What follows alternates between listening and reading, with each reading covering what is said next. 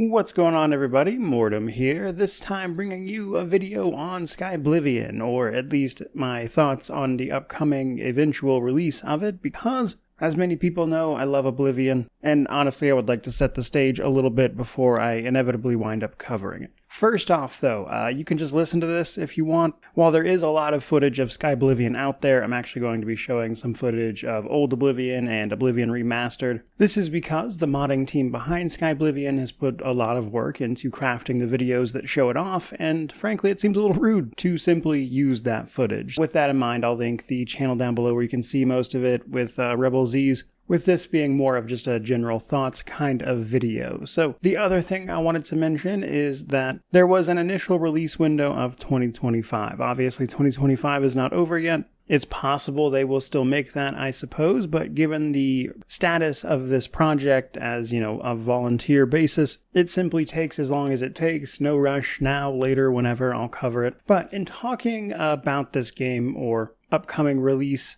the main thing I want to mention right here at the beginning is that while I will be covering this due to my love of Oblivion and the fact that I want to use my platform to amplify news about this thing, because I think it's a really cool project, I do want to emphasize that I will not be reviewing this. I'm going to make a video on it eventually when it does release, talk about, of course, the things that it does, how it interprets some of the systems of each game, maybe even provide a little general feedback, but ultimately this mod or remake of Oblivion in Skyrim's engine is ultimately going to be free. You'll have to own the Oblivion Deluxe Edition as well as Skyrim Special Edition, but beyond that, it's not something you have to pay for, and thus trying to review something and being critical of a project that took some untold amount of volunteer hours and years upon years of work seems honestly kind of mean-spirited to me, and that's just not something that I want to do. But with that stuff said, let's talk about the rest of this. So, obviously, with Oblivion Remastered releasing earlier this year, there's been a lot of talk about how this affects things like this mod, but honestly, Bethesda has been seemingly super supportive of this project. But either way, obviously, that kind of thing is going to invite comparisons between the two. But personally, as somebody who really loves Oblivion, I don't think there's enough overlap between these two things on like a fundamental gameplay perspective to be of much concern. And what I mean by that is that these are two separate experiences. Oblivion Remastered is Oblivion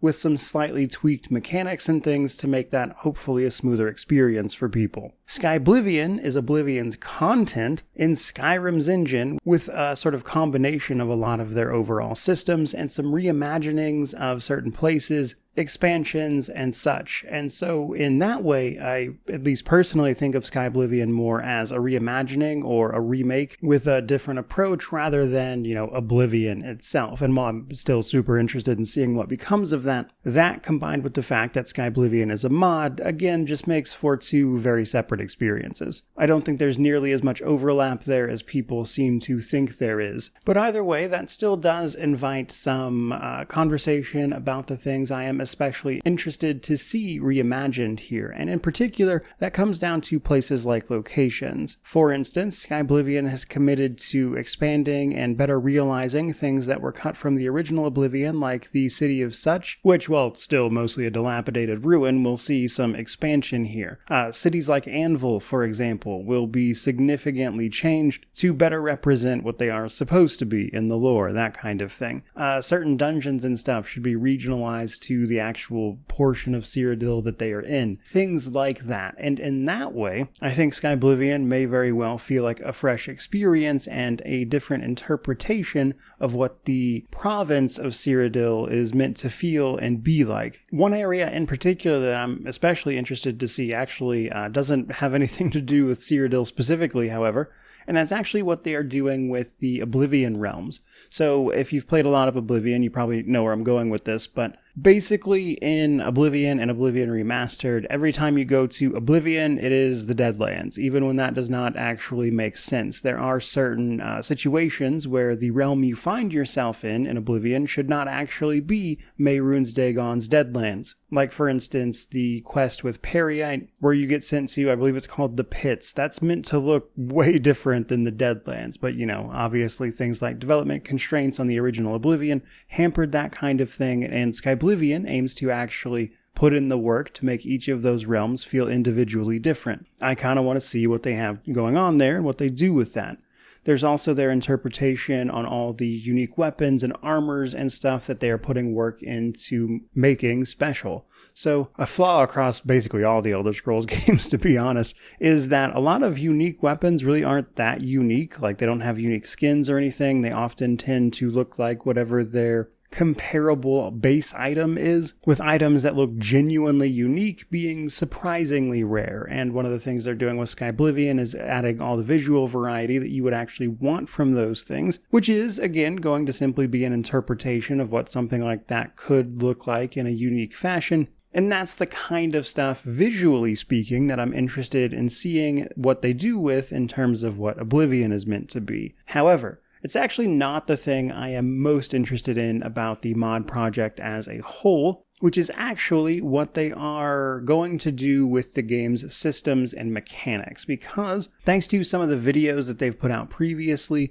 it by and large looks to be like a combination of Skyrim and Oblivion's mechanics rather than one or the other. Now, given that this is, again, Oblivion and Skyrim's engine, I suppose that's not a huge surprise. If anything, I would have probably expected Skyrim's just like base system. However, they did go a little bit farther than that, so there are still things like birth signs, as well as the create a class system, or just picking a class system in general, attributes, stuff like that. But from some of the footage they've put out relatively recently, within this last year, you still see things like, using two-handed weapons increases your two-handed skills. So while I don't have the exact full details, what it looks like what they've done from what I've seen is utilize the skills that are available in Skyrim with its engine and everything, and then simply combine those with the attributes and secondary stats that those would affect to then create your overall effectiveness with an individual skill, much like kind of Oblivion was anyway, with your total effectiveness with something being a combination of your attributes as well as your actual individual skills for them, while still feeling overall more like Skyrim than anything in terms of actual gameplay. However, given Oblivion's notorious level scaling issues, it does look like that's going to be addressed as well. Obviously, it's not going to work the exact same way Oblivion does, just purely based off the fact that it's Skyrim's engine, and Skyrim does not play that way. But in particular, again, all from the footage I've seen, it looks like they are giving you 7 points to put into attributes when you level up, and this is likely due to the fact that it's much easier to get to a much higher level in Skyrim than you could in Oblivion. Depending on your exact skill layout and how you set things up in character creation, the soft cap for a max level in